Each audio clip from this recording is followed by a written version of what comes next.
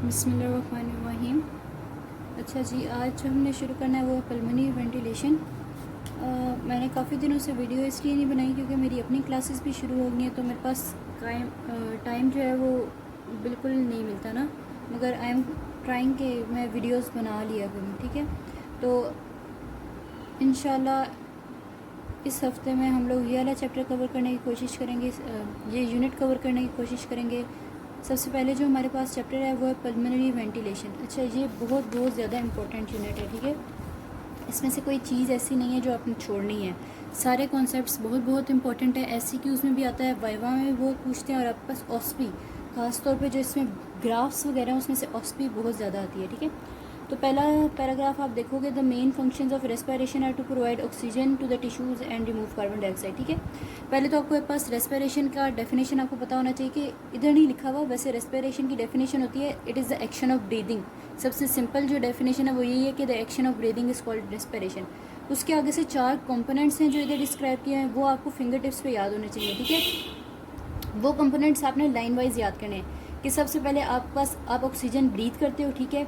उसके बाद एल्वियोलाई के जो मेम्ब्रेन है उसके क्रॉस ट्रांसपोर्ट होती है, और उसके बाद आप क्या कहते हैं ब्लड में आपके पास ट्रांसपोर्ट होती है, और उसके बाद आपके पास रेगुलेशन ऑफ वेंटिलेशन होती है, ठीक है।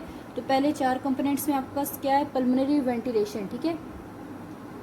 पल्मोनरी वेंटिलेशन की इधर डेफिनेशन दी हुई है, ठीक है। Inflow and outflow of air between the atmosphere and the lung alveoli, ठीक है। कि बाहर से आपके पास ऑक्सीजन अंदर आ गया और कार्बन डाइऑक्साइड बाहर चला गया, ये आपके पास पल्मोनरी वेंटिलेशन है, जो पहला स्टेप है, ठीक है।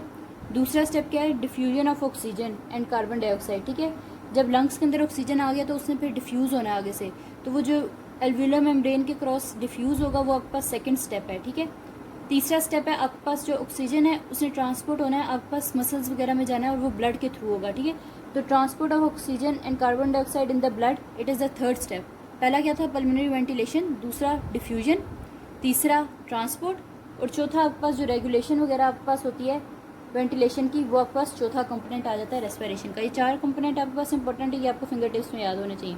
अच्छा जी, उसके बाद मसल्स ऑफ पल्मोनरी वेंटिलेशन, इसमें आपके पास डायफ्राम उसकी शेप का पता होना चाहिए, इंस्पायरेशन एक्सपायरेशन में क्या होती है, ठीक है। मसल्स ऑफ इंस्पायरेशन पता होना चाहिए आपके पास, और वो रिब केस पे उनका क्या इफेक्ट होता है वो पता होना चाहिए, ठीक है।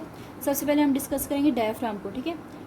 अब सबसे पहले आपको पता होना चाहिए कि इंस्पायरेशन में जो है आप चेस्ट कैविटी का एरिया बढ़ाते हो, और एक्सपायरेशन में चेस्ट कैविटी का एरिया आप डिक्रीज करते हो, ठीक है। इंस्पायरेशन में जब आपने एरिया बढ़ाना है कैविटी का तो आप डायफ्राम को नीचे पुल करोगे, ठीक है। तो इंस्पायर जब आप एयर कर रहे होते हो तब आपकी डायफ्राम की कॉन्ट्रैक्शन होती है और वो नीचे पुल हो जाता है, ठीक है। इस पुल डाउनवर्ड 3 चीज़ें याद करनी है, इंस्पायरेशन, डायफ्राम की कॉन्ट्रैक्शन हुई, डायफ्राम इज पुल्ड डाउनवर्ड, ये हो गया। दूसरा एक्सपायरेशन, एक्सपायरेशन में डायफ्राम में क्या होता है, एक्सपायरेशन में क्या होता है, diaphragm is relaxed and it comes back to its dome shaped position, ठीक है। ऊपर आ जाता है, डोम शेड पोजीशन में वापस आ जाता है। मतलब इंस्पायरेशन में नीचे गया डायफ्राम, उसकी कॉन्ट्रैक्शन हुई थी, एक्सपायरेशन में डायफ्राम वापस ऊपर आया डोम शेड पोजीशन में, उसकी रिलैक्सेशन हुई है। वेरी इंपॉर्टेंट, ये आपको पता होना चाहिए डायफ्राम की शेप का क्या असर होता है इंस्पायरेशन एक्सपायरेशन पे। दूसरा आपके पास है muscles of inspiration and muscle of expiration. Rib cage पे क्या इफेक्ट है, मसल्स ऑफ इंस्पायरेशन जो है वो एलिवेट करते हैं रिब केज को, ठीक हो गया, और मसल्स ऑफ एक्सपायरेशन जो है वो डिप्रेस करते हैं रिब केज को, ठीक है।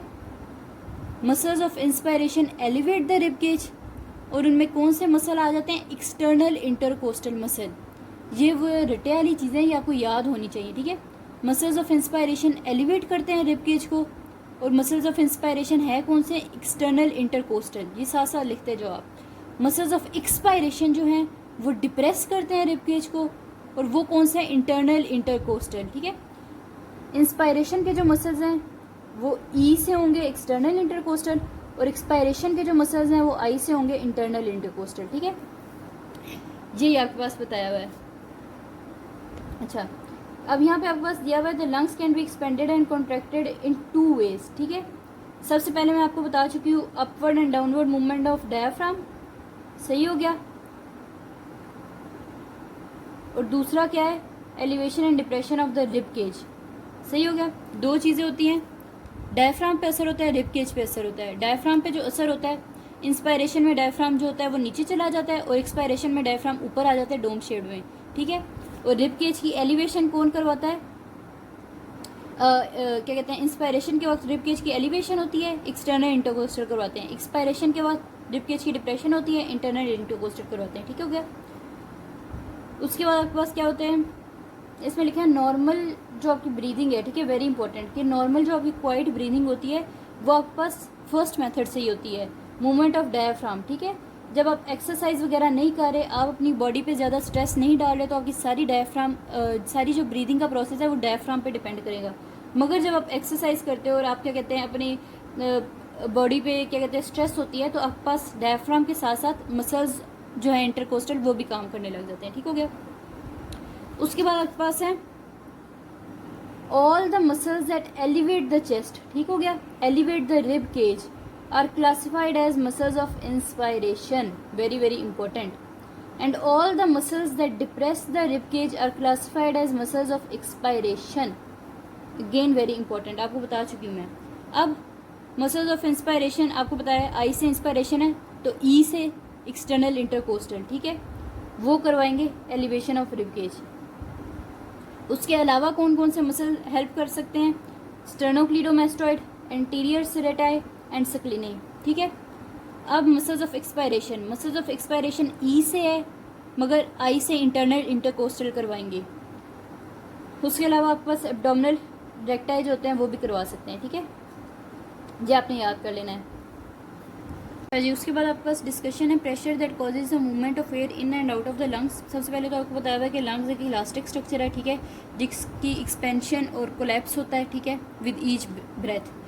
उसके बाद आगे आप देखते हो अगले पेज पे, अच्छा जी, pleural pressure and change during respiration.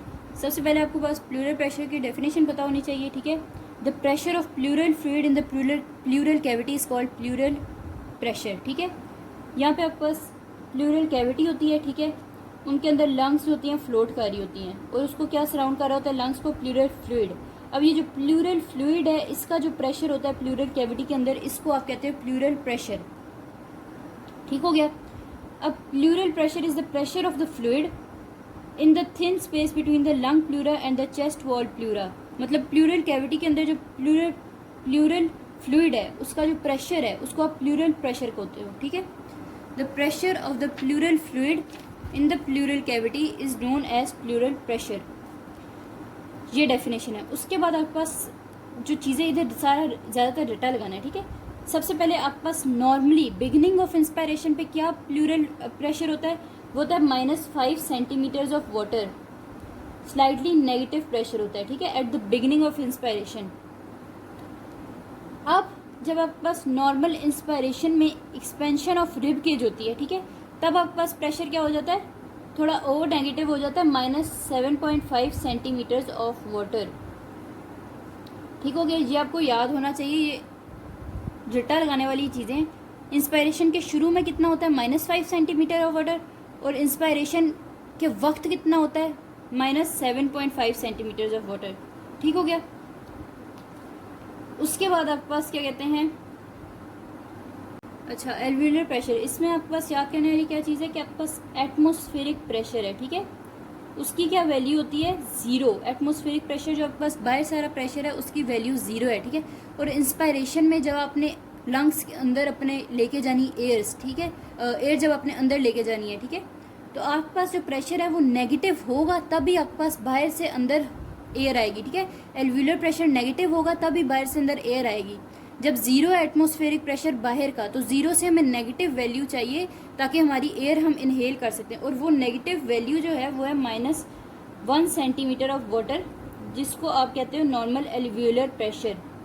ठीक हो गया। इस -1 सेंटीमीटर ऑफ वाटर की वजह से जो है आप 0.5 लीटर ऑफ एयर इनहेल कर सकते हो 2 सेकेंड्स में। ठीक है, ये याद करने वाली चीज़ें ये ऐसे ही याद करनी है कि एटमॉस्फेरिक प्रेशर 0 है, उससे कम हमारे पास प्रेशर होना चाहिए एल्वियोलाई में ताकि हम इनहेल कर सकें, और वो जो कम प्रेशर है वो है -1 सेंटीमीटर ऑफ वाटर, और उस -1 सेंटीमीटर ऑफ वाटर की वजह से आप जो है 0.5 लीटर ऑफ एयर इनहेल कर सकते हो 2 सेकेंड्स के अंदर अंदर।